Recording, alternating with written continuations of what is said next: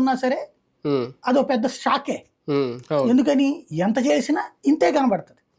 ఇప్పుడు నీ ఇంటికి 10,000 ఇచ్చాను అని చెప్పుకోవడంలో ఉన్న తృప్తి అక్కడ కట్టాను నేను అంటే ఏం అక్కర్లేదు. సింపుల్ లాజిక్ చెప్పాలంటే నరేంద్ర మోడీ బ్రతుకు లాంటిది ఇక్కడ. నరేంద్ర మోడీ బ్రతుకు ఏంటంటారా, దేశవ్యాప్తంగా హైయెస్ట్ రోడ్లు వేసింది ఎవరు?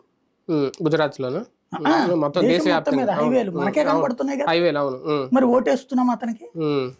అలాగే దేశవ్యాప్తంగా మధ్యాహ్న భోజనం పెడుతుంది ఎవరు? మరి అతనికి ఓటేస్తున్నామా మనం?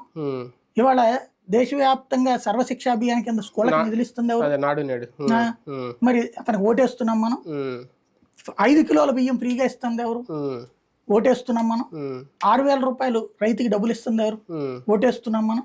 అలాంటి రాష్ట్ర ప్రభుత్వాలు ఇక్కడ నుంచి మనం పన్నులు కడుతున్నాం, జిఎస్టీ ఎక్కడి నుంచి అక్కడికి వెళ్తుంది, అందులో మన వాటా మనకు వస్తుంది, దాంతో వాళ్ళు నిధులు విడుదల చేస్తున్నారు అని వాళ్ళు ఇచ్చే ఎక్స్ప్లెనేషన్. చేసేది అదే, జగన్ చేసేది అదే కదా.